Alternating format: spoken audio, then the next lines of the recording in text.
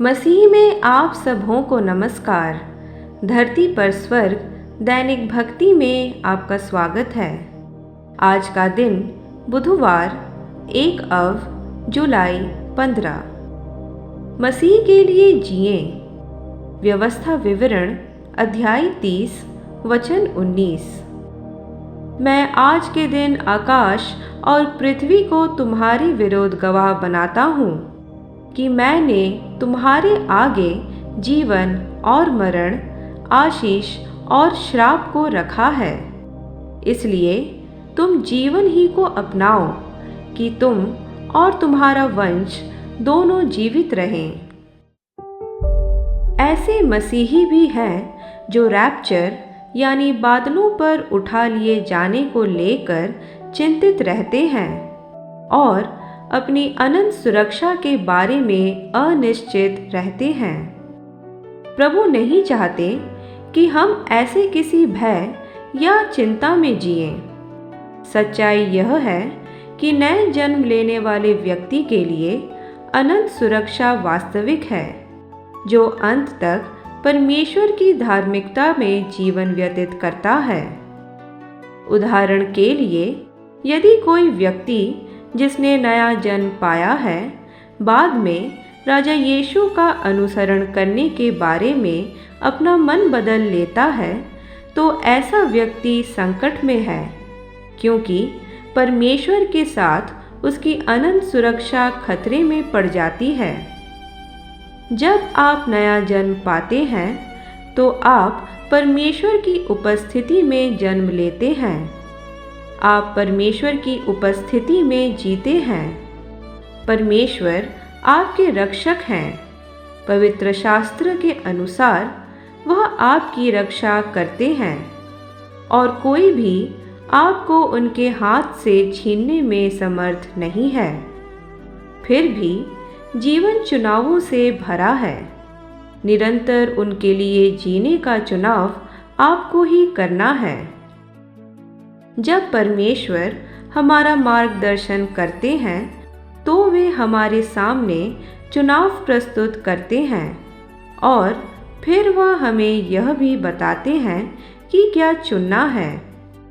परंतु हमारे चुनाव करने के कार्य में परमेश्वर हम पर दबाव नहीं डालते। हालांकि वे हमें गलत चुनाव करने के परिणामों को समझा देते हैं।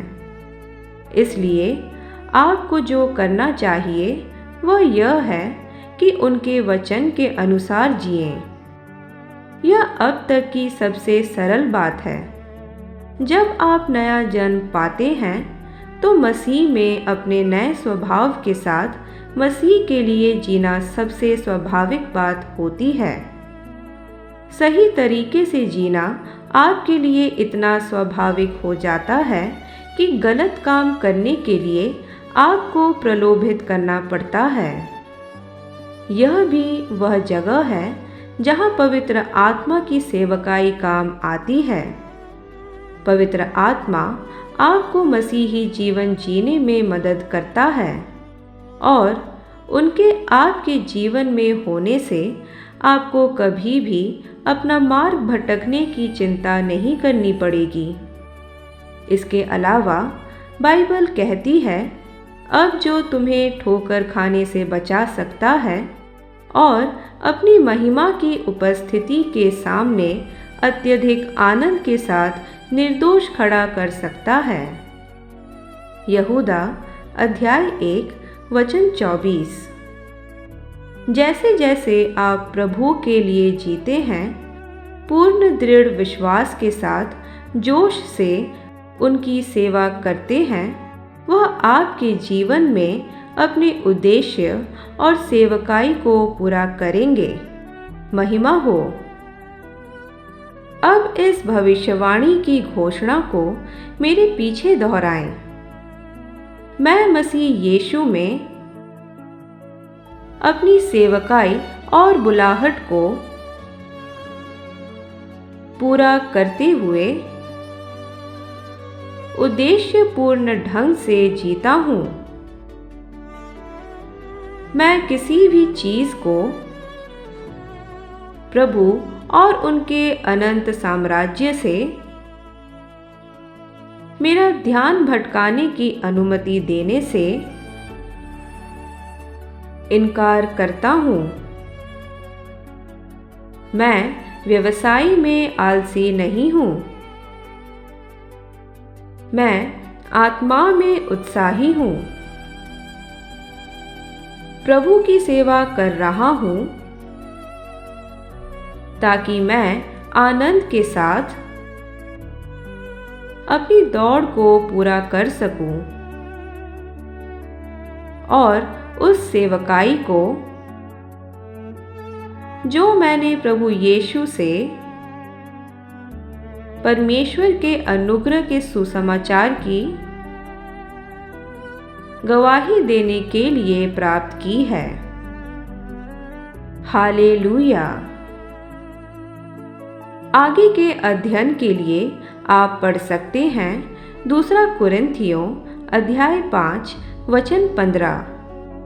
यदि आप 365 दिवसीय बाइबल पठन चुनौती में भाग ले रहे हैं तो आज के लिए आपका पाठ है निर्गमन अध्याय 28 से लेकर 30।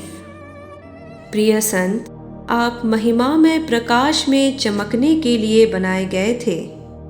अपने जीवन से परमेश्वर की महिमा को प्रज्वलित होने दें और परमेश्वर के संग एक बेहतरीन जीवन के निर्माण करने की प्रक्रिया का आनंद उठाएं। आज राजा यीशु के नाम में आप पर बोले गए भविष्यवाणी की बातें आपको हिम्मत दें और मजबूत करते रहे। आमीन। कल तक के लिए हियाब बांधे रहें। Shalom shalom.